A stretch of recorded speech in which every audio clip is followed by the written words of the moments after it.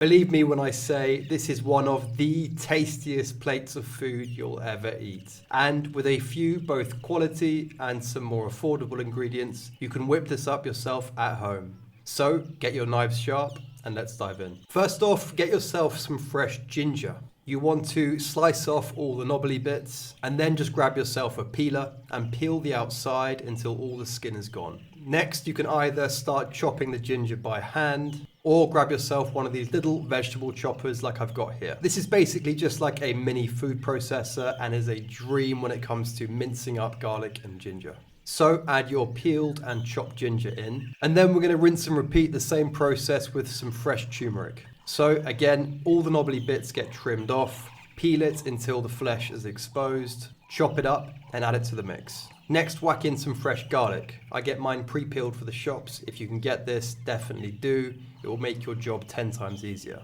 Put the mini veg chopper together and blitz it until finely minced. Next, get a frying pan on the heat and add a generous spoonful of coconut oil. Then you're going to add your turmeric, garlic and ginger mixture to the pan, turn down to medium-low and fry off until golden brown. This should take about 15-20 minutes and by the end you should be looking at something like this. Once you've gotten to the stage, add some full-fat quality coconut milk. I'm going for a couple of cans here, but I'm cooking for about 3 people. Next, throw in some fresh kaffir lime leaves. I plucked these from a tree in my garden, but you can get them from any Thai supermarket, normally in the frozen section. Give this all a stir and add some fresh lemongrass. As you can see, I'm trimming off some lemongrass leaves that I've grown in my garden, but you'll probably have access to the stalks, so give them a bash at the base of the stalk with a hammer and add to the coconut broth. Whack a lid on and let this all infuse and simmer on a low heat to let those fragrant floral notes really incorporate into the coconut milk.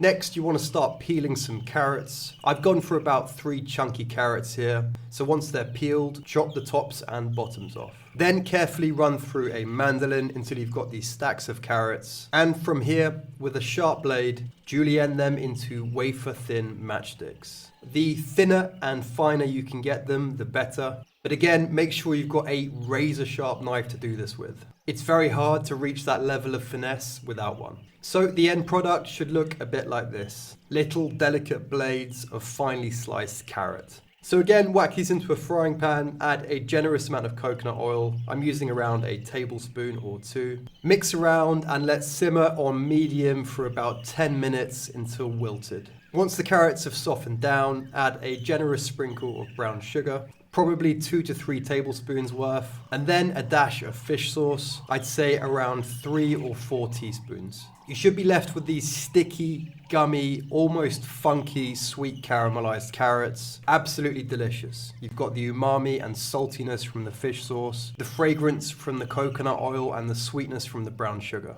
Place these to the side and we're going back to that delicious infused coconut broth, and we're just going to sieve out all the bits through a colander into a pot. Make sure to run your spatula around the colander just to make sure all of that delicious sauce has come through. Then add your sweet and salty caramelized Thai carrots, 2 cubes of chicken bouillon, or however you pronounce it, definitely not like that. Give this all a stir up, and at this point you just want to taste the coconut broth. Make sure it's all well balanced, in particular the right amount of salt and the right amount of sugar. For me, this one wasn't quite sweet enough, so I've added another couple of teaspoons of brown sugar.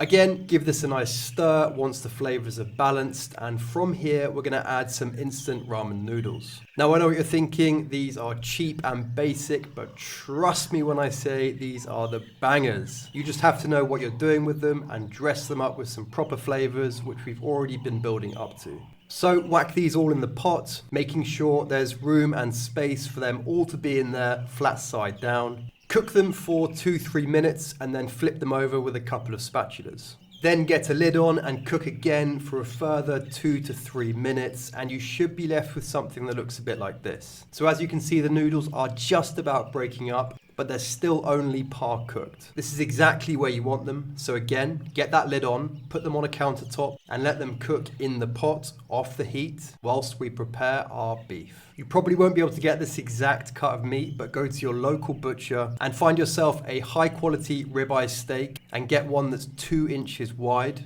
nothing less. You really want a thick, chunky, fat steak to work with. Trust me when I say this will make all the difference. Now to season, a very generous application of Himalayan salt, again going in with more brown sugar, and a silly amount of crushed black peppercorns. Honestly, the more the better. And you can see here just how thick this cut of meat is. Again, we're going to cook this low and slow, melt the fat down and make it mouth-wateringly delicious. Pour over some sesame or vegetable oil just to get those dry ingredients rubbed into the meat. And just make sure that all of that salt, sugar and black pepper is spread evenly across the beef. Next, back to a searing hot frying pan and again going in with more coconut oil. You can see that despite the sunshine behind me, it's still pretty cold where I live, so I have to really work to get this coconut oil out of the jar. I've ended up with about 3 heaped teaspoons into the pan. Now, whilst that coconut oil melts, just want to show you the quality of the beef we're working with. Don't cheap out on this and really try and hunt down the best ribeye you can find. We're going into the pan with the beef still on searing high heat for now. Once the beef gets into the pan, turn it down to medium. Let it cook for 2 to 3 minutes and give it a flip. Then from here, I want you to whack it down all the way down to low. My induction hob here has settings from 1 to 9 and I put it down to a 2. And this is where you can really show your beef some love.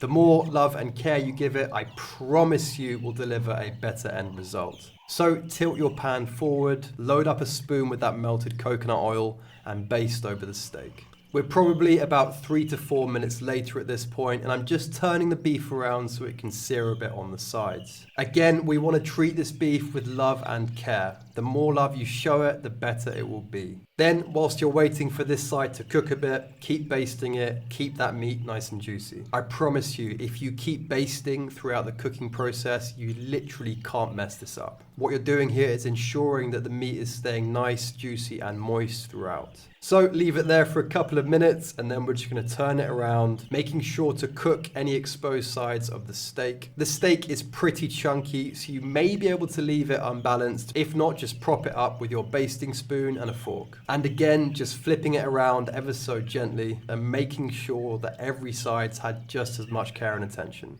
Normally, you wouldn't have to do this with a regular steak, but because we're using a cut so thick, it is really essential. You guessed it, more basting. Partly because I can't get over how good this looks, but also I know what we're working towards. So, one final baste and we're taking it off to rest. Coat with more of the fat from the pan, which will be a nice blend of the beef fat, the sesame oil and the coconut oil. From here, just cover with foil and leave on the countertop. Next, we're moving on to our garnish. Today, we're going to use some extra finely chopped chives. So wrap in a double folded kitchen towel and run your knife down the chives, trying your very best to get your slices as wafer thin as possible. As you can see here, again, you're going to need a super sharp knife here, and you want to just rotate it and turn it around as you go, making sure you're not leaving any loose ends. Scrape this all up and whack it in a small bowl for later. So at this point, the noodles will have absorbed all of that coconut sauce and cooked perfectly. The beef's been resting for about 10 minutes, so job's done there. Place onto a chopping board, and now your job is to slice it at a diagonal angle. You want your cuts to be roughly, give or take, about 1 centimeter thick. The steak should be cooked absolutely perfectly from about medium rare to medium. With a cut this thick and with this much fat, you don't want to go any more rare than that. So keep going until you work your way through the entire cut of meat. At the end, you should be left with something that looks as glorious as this. Now, just for presentation purposes, I want you to remove the last 2 pieces at either end. You can see how the exposed meat here is just perfectly blushing. Now all you have to do is transfer the beef onto the noodles. And just take a look at that. Perfectly cooked, high quality beef sat on a bed of deliciously fragrant coconut noodles infused with some of the best Southeast Asian flavors. Now, I just want you to go over with your fingers and carefully fan out the meat. Again, this is an optional step just for presentation purposes. Next, drizzle with a touch more coconut milk. Sprinkle on your wafer thin chives and you're good to go. The most irresistible beef and noodle dish. If you've waited this long, then good on you. Time to fork up a mouthful and get stuck in.